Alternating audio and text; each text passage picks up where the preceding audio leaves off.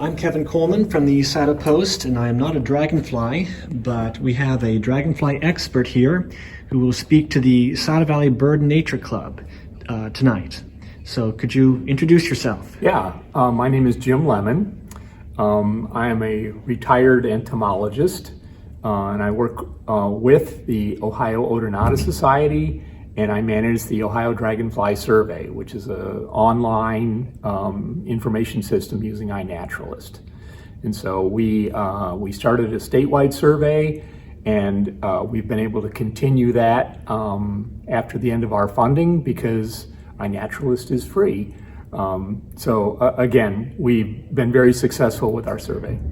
So are you sort of in charge of the entire state operation? Well, there's no one really in charge. So it's kind of building enthusiasm for dragonflies, helping people understand the value of citizen science. Again, anybody with a camera and a computer can contribute to iNaturalist. So that makes it very, very convenient for folks. And in the years we've had the survey running on iNaturalist, we have over 200,000 observations submitted by nearly 5,000 people. So it's been a big citizen science success story. So describe iNaturalist. That's a website? Yeah, well, so iNaturalist is this global information enterprise that's focused on life on the planet. And so I'm not remembering how many million observations they have from all over the globe now, but again, it's on the World Wide Web. It's again an information system that you submit observations, I think is correct. For dragonflies, it's mostly photographs, but they also do bird sounds and insect sounds, and again, anything that... So before I was interrupted by my alarm on my iPhone, you were saying that there's photos and sounds on iNaturalist? Correct. And so, and iNaturalist allows you to define a project, and so we have the Ohio Dragonfly Survey as a project on iNaturalist. And again, the information comes in.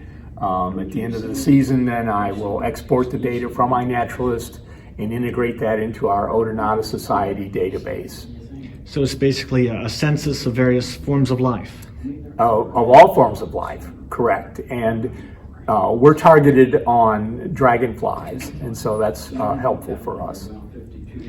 And I suppose the website, the URL is pretty easy? It's iNaturalist, I think it's .org. But if you search for iNaturalist, it'll come right up. So what got you into dragonflies and damselflies? Oh, it's a long story. I've been a bug guy since I turned over the first rock. So I retired at the end of 2012 and started being out in the wild. Mostly wetland areas, and it kind of developed from there. There's a lot of dragonflies at our wetlands. And you have we have a good booklet here that is free to everyone. Correct. On dragonflies? Yes. So, and if we run out tonight, any of the ODNR offices should have that. I live in Urbana, so I'm close to Cedar Bog, so we usually have a supply on the shelf there. But any of our nature preserves that have a nature center, or our state parks that have a nature center, they will probably have copies of this booklet. Yeah, I've seen that various places in like groups like when the Nature Club here has a yes. table at an event, or the state fair. Mm-hmm. So, any other advice on dragonflies? Well, dragonflies are creatures of the water and wetlands, and they're highly visible.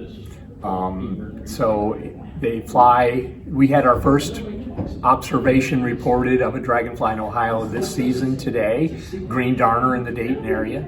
And so our season's getting started. Even before the hummingbirds.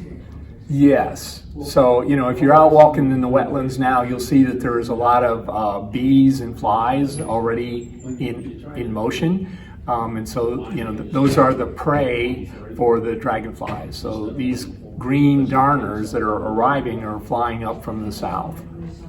So do they eat mosquitoes? They do eat mosquitoes. They eat more mosquito larvae. So the immature form of the dragonfly lives in the water, and they eat more mosquito larvae than the adults do flying mosquitoes, but it's all good. And I heard that martins eat dragonflies, and so I didn't want a martin house. Yeah, well, there are false? many birds that will prey on the dragonflies. So, and again, you see that the birds you see around wetlands, if they can catch a dragonfly, they will eat it. But that's a big meal a lot of the time. So there's varying sizes of dragonflies. So the damselflies are relatively small, and they scale up through, our biggest dragonflies are about 3 inches. But nothing like the foot-long dragonflies during the dinosaur age? Correct, yeah. Which is a shame. The ancient dragonflies, actually they're a little different order, but very similar to dragonflies. But some of them had 28 or 30-inch wingspan in the fossil record. So these were big critters.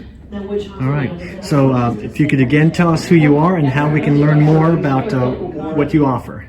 Okay. Again, my name is Jim Lemon, and the Odonata Society for Ohio. We have a website at ohioodonatosociety.org. If you go there online, you'll see our new website and have access to all the information that we have. All right. Thank you very much. And the crowd is gathering. All right.